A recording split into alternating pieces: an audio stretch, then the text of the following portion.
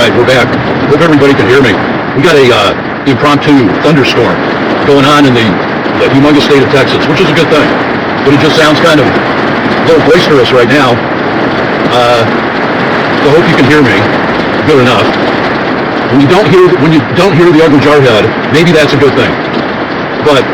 And then we have these things called flash floods, because too much thunderstorm, too much rainwater, flash floods. Please pray for the people out here. There's a whole lot of stuff going on. Anyway, I especially, from the bottom of my heart, I want to thank Julianne,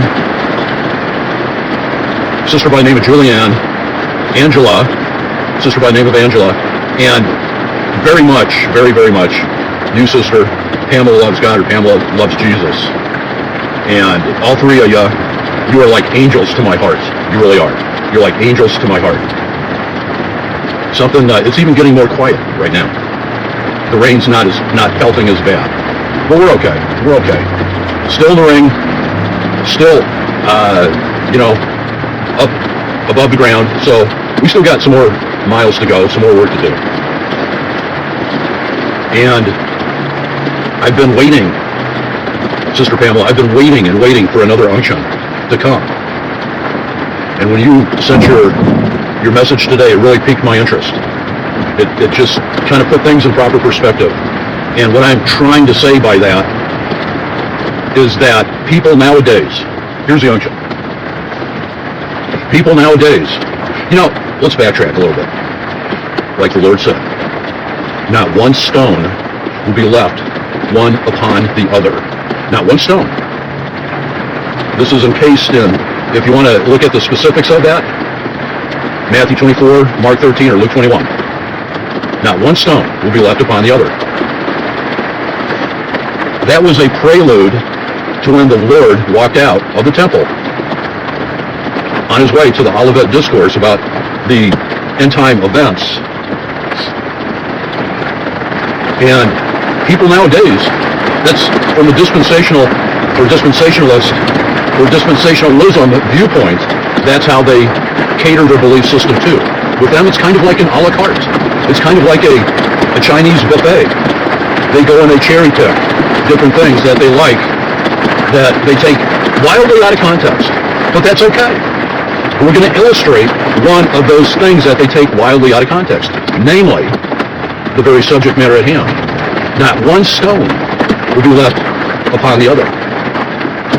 We know where you get that from. You 7-year dispensational preacher of rapture, idolaters.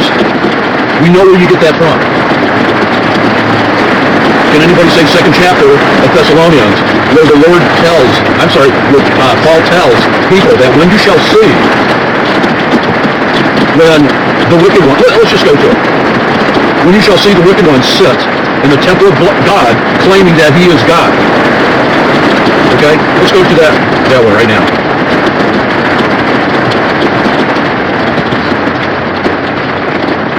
We should really be in a constant state of being prepared, talking to others, witnessing, putting your lamp on a lampstand for other people to see, because they're going to be interested in what you have to tell them. And just tell them what you know. Just tell them what you know. The measure of faith that you've been given, that we've all been given. That's all we got to do. Let's go to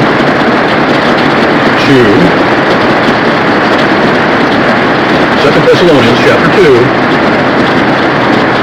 It talks about, it really sets the tone in 2 Thessalonians chapter 2, verse 2, that ye be not soon shaken in mind, or be troubled neither by spirit, nor by word, nor by letter, as from us, as that day of Christ is at hand. Now, the 7-year dispensational preacher of rapture idolaters completely have mismanaged, contorted, convoluted, coerced, and contrived, and manipulated this verse completely out of its context. Completely out of context. Because if that were the case, then they would have been saying soon, all the way 1900 years ago. And you're going to see where this builds up to who those stones actually are. Because they are not, we'll give you a spoiler right now, they are not. They do not pertain to the undivided or divided church, which is what we see in unison with the superpowers that give her license to do business. And that she sits upon the beast in Revelation chapter 17. But it's not that construct. It's literally not that example, prophetic example of what we should be looking at when it pertains to the physicality of what the church is. Because that's the problem with these linear literalists, these John Nelson Darbyeites, is they put things, they couch things in the here and now that only pertain to them. Can we even imagine how confused people would have been going back to Paul's time? And Paul was talking to the believers at that time. That's what we need to understand. That's what we need to understand. That the day of Christ is at hand. Let no man deceive you by any means, for that day shall not come, except there come a falling away first. And that, here we go, here it is right here. And that man of sin be revealed, the son of perdition. Now, we have talked somewhat about this in the past, about the qualifiers, the quantifiers, and the qualifiers. So what Paul is doing is he's quantifying the subject matter at hand. He's giving you examples. He's building his case. He's giving people a bigger view of the fear that they had back in his day. And he goes on to say, who opposes all and exalteth himself above all that is called God. Now, see, this is where people, they're just spiritually blind. It's not been given them. It has not been given them. They don't have the eyes to see and or the ears to hear. Usually because they deny the facts in order to retain their relationship. People don't understand. The world is getting judged. But in place of diminishing or taking the things of Christ and relegating them of no significance or lesser significance is the real Antichrist. We'll be getting to that here in a second. Who opposes, again, and exalteth himself above all that is called God, or that is worshipped, so that he as God sitteth in the temple of God, showing himself that he is God. So, naturally, because it says, sitteth in the temple, this is where they go radically wrong, because they're taking this and matching. This is the only phraseology that they can even remotely misconstrue out of context, which is what they have blatantly done to their eschatological detriment. Not to use fancy words, but they're doing it. It's causing people harm. It's setting up a myriad of all other kinds of error. But they don't see it. They just disregard it. They do not see it. Because we, as the temple of God, is where the Holy Spirit resides. Not in a house built with hands. Jesus Christ succinctly, many times, pointed that out. And even in the absence of them thinking, well, it's been 46 years since we built this temple, the Lord came back and corrected them and said that in 3 days he will rebuild that, destroy this temple, and he will rebuild it back up in 3 days. And he did. So the whole nomenclature, the whole operation, the tone and tenor, is now firmly put on the believer, not the confines of the construct or the construction or the reconstruction of the third temple. But people don't see it. They just don't get it. It's not been given them. They don't get it. That's the most egregious thing. That's the most damning thing right there, is because they're letting God sit in their temple and they're saying, oh yeah, we're Christian Zionists.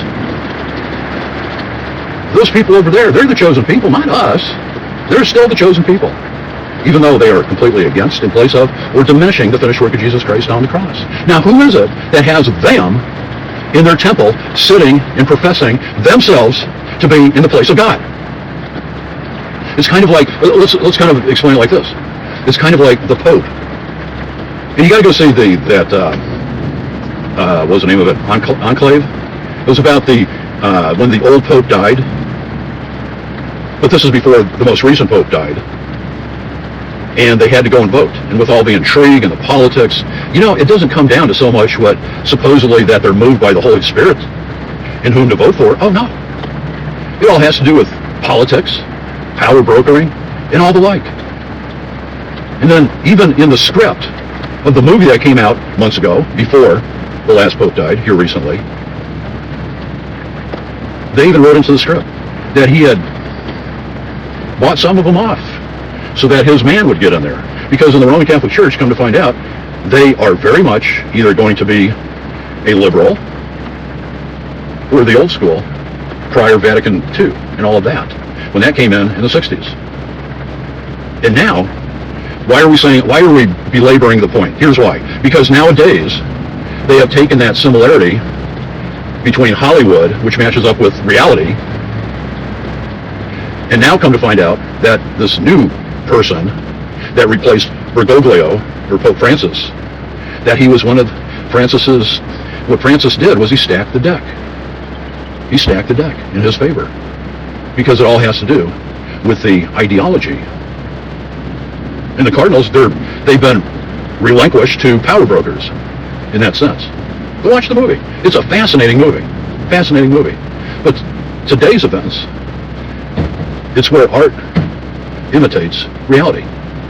Because you see the same sequence of things that go on, albeit the fact that the movie had a good ending, if you want to look at it in those terms, which is not, I don't necessarily agree with the whole thing of the hierarchy of the church and the Vicar of Christ. Here's the point. Here's the point. You have what you call the Vicar of Christ here on earth. Someone that is responsible for getting things ex cathedra, which means from the throne room of God. From the throne of St. Peter. I used to argue this all the time. Because church, Matthew 16:18, is an ecclesia, a called out assembly, or an assembly. That's all it is. So when Christ said that he will build his church, his assembly, and the gates of hell shall not prevail against it, that's exactly what he meant. But people don't see it like that. They see it as a infrastructure, a hierarchical, ecclesiastical infrastructure. But see, it also has the same repercussions that the 7-year pre-trib rapture idolaters go by, because they take what it means here literally, that the Antichrist literally, even though it was from a head wound from one of the 7-headed beast, 10 crowns, 10 horns, and all that, 10 horns, 10 crowns, coming up out of the water in Revelation chapter 13, at the beginning of the chapter. Oh, no. We're talking, see, this is where they're hypocrites, because you take a metaphor that they turn right around and twist it into a physical Antichrist. See, your hermeneutics is all skewed. It's all hypocritical on numerous fronts. So you take that same methodology with the Vicar of Christ, and then you supplant it or plug it in to the notion of the rebuilt Third Temple. Well, the Second Temple, the decree of Cyrus and all of that, Artaxerxes and Cyrus and all of that, was prolifically, demonstrably, over the top, publicized by the prophets of those days, especially Nehemiah and Ezra. So this rebuilt Third Temple that you pre-trib, 7-year dispensational rapture enthusiasts go by, you're making that all up. Where's the other precedent for it? Where's the other subtext leading up to this prophecy beforehand, before this? You can't substantiate it. The only thing you're trying to substantiate, and you fall miserably at the task, is you're trying to substantiate that God is speaking ex cathedra in that sense, just like the Roman Catholics. And you'll say, oh no, that's not us. What they do is all fallacious. It doesn't have any spiritual context or content. You bunch of hypocrites. You're doing the same thing with the reconstruction of the Third Temple. Don't say you're not. You know, if you only knew the dangerous waters that you're swimming in right now. It's raining. We got thunderstorms. It's raining. You're going to be picked up and carried away in the flood, which does not bode well for you. It's the opposite of what you think or perceive that it's going to be.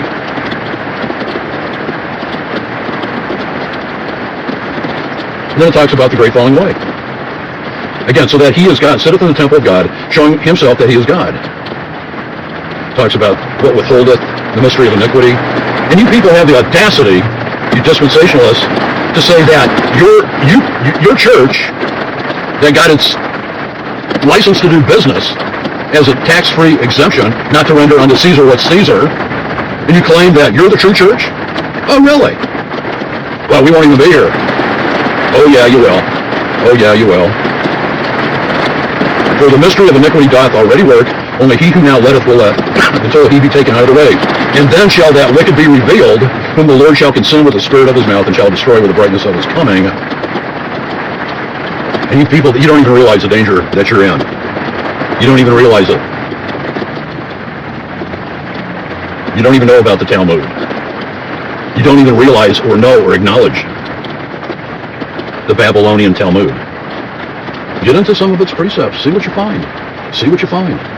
Or, by extension, you might want to go do some more research. Go do some research into the Kabbalah, the mysticism of the six-pointed star. Go check that out. See how you like those waters, since we're talking about floodwaters. And then it talks about the same chapter, talks about the great falling away. It's here. It is here.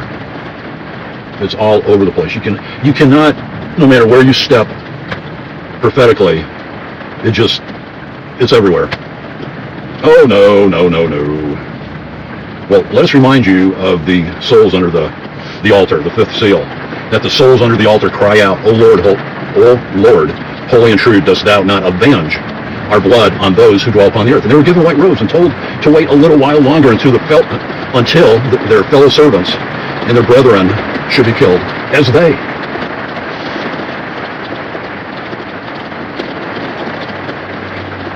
Here's the bottom line of why we're going on about this, why we're trying to explain. Because you have not one stone will be left upon the other. Oh no, well the Lord may have said that, but he's the third temple is still going to go up. Well, again, how can the Antichrist, how can the physical manifestation of the Antichrist sit in the third temple if the temple is now the body of believers? He can't. We've been saying this for years, but nobody's paying attention. We're getting our voices cut off. Nobody wants to listen. Nobody wants to give credence. Nobody wants to give it spiritual currency. We can't sell our wares because we don't have that mark. Look it up. Or badge of servitude. Oh no, it's got to be the Tragma. A bunch of liars. Don't have that. We don't have that badge of servitude, which is ironic, especially from a recent historical perspective on it, which we won't go into, which you should probably already know. That happened in the late 30s and middle 40s. How ironic. How utterly ironic. But most people don't care. They don't see it. So either you're going to go with rebuilding those stones that was running counterintuitive to the future prophetic view of the Lord, no less. You're going to go with your own schematic, your own scheme that you propose, and you can't wait for that to happen because in your twisted prophetic doctrinal mentality, you think, well, hey, we'll be out of here. That's our escape valve right there. We'll shoot up like Roman candles and be out of here, and then we'll party down for 7 years and come back at, right before Armageddon for the Lord's one and only second coming. There isn't two. So when you start talking trumpets and all that, that's not a silent coming for the church 7 years before Armageddon. You people are liars. It's a noisy event. You got more holes in your theory than an old circus tent is what you got. You really do. You really do. Or, do you want to become, or are you now? This channel has a few listeners that are the lively stones of the new temple. Either you're going to go with your rebuilt third temple and by pumping up the whole validity and currency and credence of the six-pointed star people in their endeavor to rebuild the third temple, which doesn't even have any background support outside of 2 Thessalonians chapter 2. We just showed it to you. We just showed it to you. You don't care. We're not the best of speakers. We know our stuff. But you don't care. Because you're going to shoot the messenger, disregard the facts, and retain your relationship. That's exactly what you're going to do.